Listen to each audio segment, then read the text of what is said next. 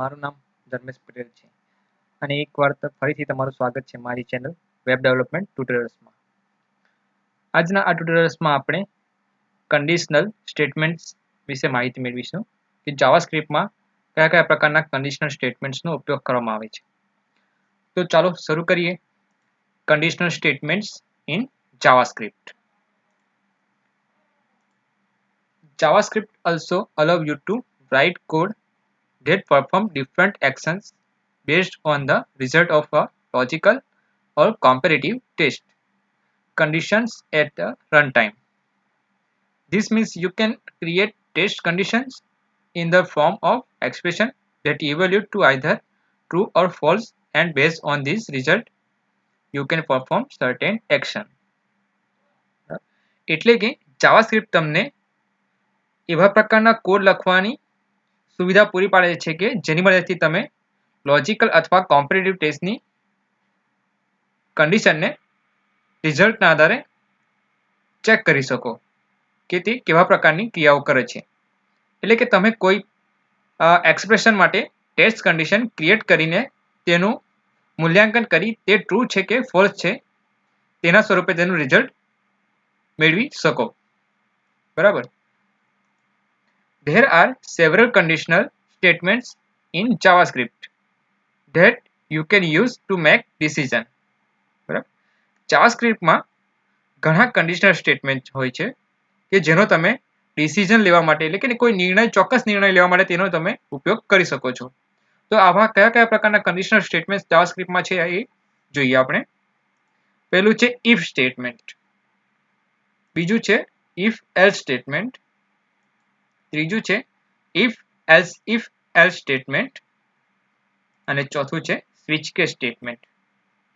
તો આપણે આ દરેક વિશે વારાફરતી વિસ્તારથી માહિતી મેળવીએ. પ્રથમ આપણે જોઈશું if statement. The if statement is used to execute a block of code only if the specified condition evaluates to true. બરાબર. એટલે કે if સ્ટેટમેન્ટનો ઉપયોગ જ્યારે આપેલ કન્ડિશનનું મૂલ્યાંકન ટ્રુ આવે ત્યારે બ્લોક ઓફ કોડને એક્ઝિક્યુટ કરવા માટે થાય છે. બરાબર.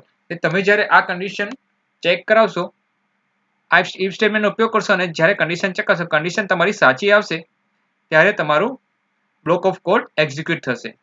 એટલે કે જે બ્લોક ઓફ કોડ લખેલો છે એ તમારો રન થશે. This is the simplest JavaScript conditional statement and can be write like. બરાબર. એટલે કે આ એક સરળ જાવાસ્ક્રિપ્ટ કન્ડિશનલ સ્ટેટમેન્ટ છે જેને તમે નીચે આપેલ સિન્ટેક્સ મુજબ લખી શકો છો. જેમ કે સિન્ટેક્સ જોઈએ, if પછી કન્ડિશન, પછી કોડ ઓફ બ્લોક સ્ટાર્ટ, પછી code to be executed end code of block. બરાબર. આ સ્ટાર્ટિંગ બ્લોક અને આ એન્ડ બ્લોક. તો આ રીતે એની ઇફ સ્ટેટમેન્ટની કન્ડિશન સિન્ટેક્સ હોય છે. તો ચાલો હવે આપણે એને ઉદાહરણ દ્વારા સમજીએ. તો અહીં તમે જોશો કે વેરિયેબલ એક એજ નામનો વેરિયેબલ લીધેલો છે, એની વેલ્યુ 20 આપી છે. ઇફ એટલે કે જ્યારે એજ લેસ ધેન 18. અહીંયા આપણે ઇફ કન્ડિશન આપણે મૂકી છે કે જ્યારે એજ એજ ગ્રેટર ધેન 18, કે જ્યારે એજ 18 કરતા વધુ હોય ત્યારે શું પ્રિન્ટ કરવાનું છે. તો આ બ્લોક ઓફ કોડમાં જે હશે કોડ આપણે પ્રિન્ટ કરવા એ લખવાનો હોય છે. તો ડોક્યુમેન્ટ રાઇટની મદદથી આપણે eligible for apply election card application, એટલે કે જ્યારે આ કન્ડિશન તમારી સાચી પડે ત્યારે આ કોડ ઓફ બ્લોક એક્ઝિક્યુટ થશે અને તમારો મેસેજ પ્રિન્ટ થશે eligible for apply election card application. બરાબર. તો આ રીતે ઇફ સ્ટેટમેન્ટની અંદર ઇફ સ્ટેટમેન્ટ ઇફ લખવામાં આવે છે, ત્યારબાદ કન્ડિશન લખવાની અને એક્ઝિક્યુશન કોડ લખવાનો. બરાબર. નેક્સ્ટ આપણે જોઈશું if else statement. The if else statement allows you to execute one block of code if the specified condition is evaluates to true and another block of code if it is evaluates to false. એટલે કે if else statement તમને જ્યારે આપેલ કન્ડિશનનું મૂલ્યાંકન true આવે ત્યારે block of કોડને execute કરવા માટે પરવાનગી આપે છે અને બીજો બ્લોક ઓફ કોડ કે જે એલ્સ દ્વારા દર્શાવેલ હોય છે તે જ્યારે મૂલ્યાંકન ફોલ્સ આવે ત્યારે એક્ઝિક્યુટ થાય છે. બરાબર, એટલે જ્યારે કે if સ્ટેટમેન્ટનું કન્ડિશન સાચી પડે તો if દ્વારા દર્શાવેલ બ્લોક ઓફ કોડ એક્ઝિક્યુટ થાય છે અને જ્યારે if દ્વારા દર્શાવેલ કન્ડિશન ખોટી પડે ત્યારે else માં દર્શાવેલ બ્લોક ઓફ કોડ એક્ઝિક્યુટ થાય છે. ત્યારબાદ આપણે એની સિન્ટેક્સ જોઈશું. તો if else ની સિન્ટેક્સ આ પ્રમાણે આવશે કે if condition code to be executed if condition is true, એટલે કે જ્યારે કન્ડિશન સાચી પડે ત્યારે આ કોડ બ્લોક એક્ઝિક્યુટ થવો જોઈએ, અથવા તો else code to be executed if condition is false, એટલે કે જ્યારે કન્ડિશન ખોટી પડે ત્યારે આ બ્લોક ઓફ કોડ એક્ઝિક્યુટ થશે. ઓકે, તો ચાલો વધુ માહિતી આપણે ઉદાહરણ દ્વારા મેળવીએ. તો અહીં તમે જોશો કે age is equal to 15 variable લીધેલ છે આપણે. હવે જ્યારે આપણે ઇફ કન્ડિશનની મદદથી એજ ચેક કરવા છે કે એજ ગ્રેટર ધેન 18, ડોક્યુમેન્ટ ડોટ રાઇટની મદદથી આપણે કોડ બ્લોક એક્ઝિક્યુટ કરાવશું.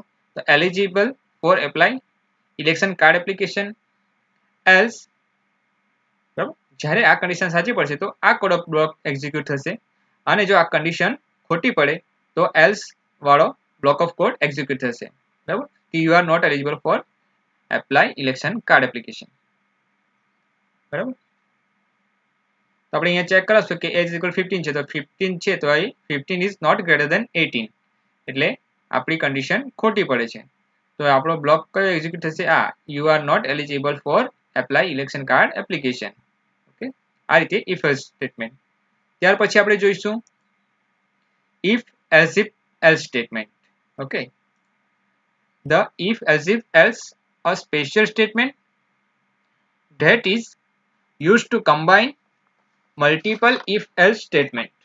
બરાબર, એટલે કે if else સ્ટેટમેન્ટ એક ખૂબ જ ખાસ પ્રકારનું સ્ટેટમેન્ટ છે કે જેનો ઉપયોગ if else સ્ટેટમેન્ટને જોઈન કરવા માટે થાય છે, એટલે કે કમ્બાઈન કરવા માટે. ઘણા બધા if else કમ્બાઈન, એટલે ધારો કે તમારી એક કન્ડિશન ખોટી પડી તો બીજી કન્ડિશન ચેક કરાશે. બરાબર, એક ખોટી પડે તો બીજી કન્ડિશન, એટલે એ રીતે મલ્ટિપલ કન્ડિશન તમારે એક સાથે ચેક કરાવવાની થાય ત્યારે તમારે if else if સ્ટેટમેન્ટનો ઉપયોગ કરવો પડે. ઓકે, તો આપણે એની સિન્ટેક્સ જોઈશું. તો સિન્ટેક્સમાં આ રીતે if condition code to be executed if condition is true, ત્યારબાદ else if condition 2. ઓકે, એટલે આ કન્ડિશન મેચ ન થાય તો else if માં દર્શાવેલ કન્ડિશન એટલે કે કન્ડિશન 2 એટલે કે બીજી કન્ડિશન તમારે ચેક કરવાના. એટલે અને ત્યારબાદ code to be executed if condition 1 is false and condition 2 is true, એટલે કે જ્યારે બીજી કન્ડિશન સાચી પડે તો ત્યારે આ કોડ બ્લોક એક્ઝિક્યુટ કરવાનો, અથવા તો else. ઓકે, ઉપરની તમામ કન્ડિશન ખોટી પડે તો ત્યારે else બ્લોક એક્ઝિક્યુટ કરવાનો. code to be executed if both condition 1 and 2 are false. બરાબર, એટલે ઉપરની કોઈ પણ કન્ડિશન સાચી ના પડે તો else બ્લોક વાળો કોડ એક્ઝિક્યુટ થશે. ઓકે, તો આ રીતે એની સિન્ટેક્સ આવશે. તો ચાલો આપણે એનું ઉદાહરણ સમજીએ. અહીં તમે એક ઉદાહરણ જોશો કે એમાં book નામનો વેરિયેબલ લીધેલ છે, એમાં આપણે maths નામની વેરિયેબલ સ્ટ્રીંગ ડિફાઇન કરેલ છે, વેલ્યુ અને maths ડિફાઇન કરેલ છે. ત્યારબાદ આપણે if સ્ટેટમેન્ટ દ્વારા કન્ડિશન ચેક કરાવશું. તો if book equal to history. Okay, જો હિસ્ટ્રી બુક મેચ થશે, બુક જે છે, તો આ કોડ બ્લોક એક્ઝિક્યુટ થશે, રન. ઓકે, અને આ મેસેજ પ્રિન્ટ થશે. ત્યારબાદ બીજી કન્ડિશન આપણે ચેક કરાવશું else if ની મદદથી. else if book equal to maths, જો maths બુક આવશે તો એ document write math books print કરશે. else if, ઓકે, એ પણ ના હોય તો book equal to economics. Okay, તો એના માટે ડોક્યુમેન્ટ રાઇટની મદદથી ઇકોનોમિક્સ બુક કોડ એક્ઝિક્યુટ કરાવશું. અને ઉપરની તમામ કન્ડિશન ખોટી પડે ત્યારે else ની મદદથી document dot write unknown book, okay, execute કરાવશું. અહીંયા આપણે વેરિયેબલ તરીકે મેથ્સ લીધેલો છે, તો પહેલા આપણે ચેક કરાવશું if ની મદદથી, તો અહીંયા મેચ ન થશે એટલે નેક્સ્ટ કન્ડિશન ચેક કરશે else if book, તો અહીંયા મેથ્સ ચેક કરશે તો અહીંયા આપણી વેલ્યુ મેચ થઈ જશે. ઓકે, મેચ થઈ જશે એટલે આપણો જે મેસેજ હશે આ કોડ બ્લોક એક્ઝિક્યુટ થશે અને મેથ્સ બુક આપણો આઉટપુટ બ્રાઉઝરમાં ડિસ્પ્લે થશે. બરાબર, તો આ રીતે if else if else statement તમે ઉપયોગ કરી શકો. નેક્સ્ટ આપણે જોઈશું switch case statement. The switch case statement is an alternative to the if else else statement which does almost the same thing. બરાબર, એટલે કે switch case statement A if else else સ્ટેટમેન્ટનો એક વિકલ્પ સમાન છે જે બંનેનું કાર્ય લગભગ સરખું જ હોય છે. The switch case statement tests a variable or expression against a series of values until it finds a match and then execute the block of code corresponding to that match. Okay.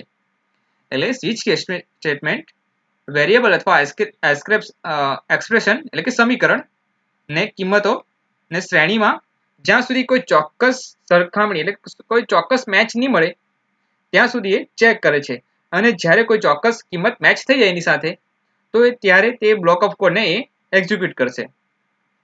બરાબર, આપણે syntax જોઈએ તો switch case સ્ટેટમેન્ટની syntax આ પ્રમાણે આવશે. Switch x એટલે તમારી કોઈ વેરિયેબલ અથવા કોઈ એક્સપ્રેશન હોઈ શકે. બરાબર, કેસ 1 એટલે કે વેલ્યુ 1 જે અહીંયા આપણે એક્સપ્રેશન કે વેરિયેબલ લઈશું એની વેલ્યુ અહીંયા ચેક કરશું કેસ સાથે. વેલ્યુ 1 મેચ થશે તો code to be executed if x equal to value 1. ત્યારબાદ બ્રેક થઈ જશે કોડ. ત્યારબાદ case value 2 code to be executed if x equal to initial equal identical equal value 2. Okay, break. એ જ રીતે કેસ વેલ્યુ 3 વેલ્યુ 4 એ રીતે upload તમારે જેટલા કેસ મૂકવા હોય તમે મૂકી શકો. ઓકે, ત્યારબાદ ડિફોલ્ટ. બરાબર, એટલે કે જ્યારે આ કોઈ પણ કેસ સાથે મેચ ના થાય વેલ્યુ તો ત્યારે ડિફોલ્ટ કોડ એક્ઝિક્યુટ થશે. Code to be executed if X is different from all values. બરાબર, અને ત્યારબાદ કોડ બ્રેક થશે. ઓકે, તો આપણે એક ઉદાહરણ દ્વારા સમજીએ સ્વિચ કેસ સ્ટેટમેન્ટ. અહીં તમે જોશો કે grade is equal to A લીધેલો છે. બરાબર, આપણે એક મેસેજ પ્રિન્ટ કરાવશું એન્ટરિંગ સ્વિચ બ્લોક. બરાબર, ત્યારબાદ આપણે સ્વિચ કેસ સ્ટાર્ટ કરશું. વેરિયેબલ ડિક્લેર કર્યો છે ગ્રેડ. ઓકે, હવે case A document dot write good job. Okay, break. ત્યારબાદ કેસ બી લીધેલો છે, case C, case D, case F. Okay, એનાથી કેસ લીધેલા છે અને ત્યારબાદ ડિફોલ્ટ સ્ટેટમેન્ટ ડિક્લેર કરેલ છે. હવે આપણે ગ્રેડ છે એની વેલ્યુ એ અહીંયા ડિક્લેર કરેલ છે તો એ વેલ્યુ આપણે કેસ એ સાથે મેચ થશે. બરાબર, તો મેચ થશે એટલે આપણો જે મેસેજ શું આવશે ગુડ જોબ. ઓકે, ધારો કે આપણે અહીંયા બી ડિક્લેર કરતે વેલ્યુ તો આપણો કેસ અહીંયા મેચ કરતે. બરાબર, તો આપણો જવાબ આવશે પ્રીટી ગુડ.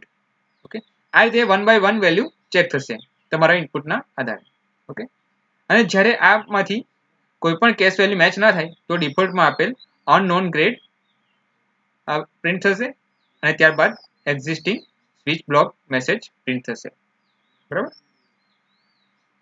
આઈ હોપ કે હવે તમને સ્ટેટમેન્ટ કન્ડિશનલ સ્ટેટમેન્ટ વિશે પૂરો ખ્યાલ આવી ગયો હશે. તો કયા કયા છે એકવાર ફરી આપણે યાદ કરી લઈએ. If statement, if else statement, if else statement અને સ્વિચ કેસ સ્ટેટમેન્ટ. ઓકે, અને છતાં પણ ના ખબર પડી હોય તો તમે મને કમેન્ટ દ્વારા જણાવી શકો છો. અને જો તમે મારા અગાઉના વિડીયો ના જોયા હતા તમે મને નીચે આપેલ લિંક દ્વારા તમે વિડીયો જોઈ શકો છો. બરાબર, જો તમને અમારો વિડીયો ગમ્યો હોય તો લાઈક કરો, શેર કરો અને સબસ્ક્રાઇબ કરો. બરાબર, જેથી આવા નવા વિડીયો બનાવવાની પ્રેરણા મને મળતી રહે. Thank you.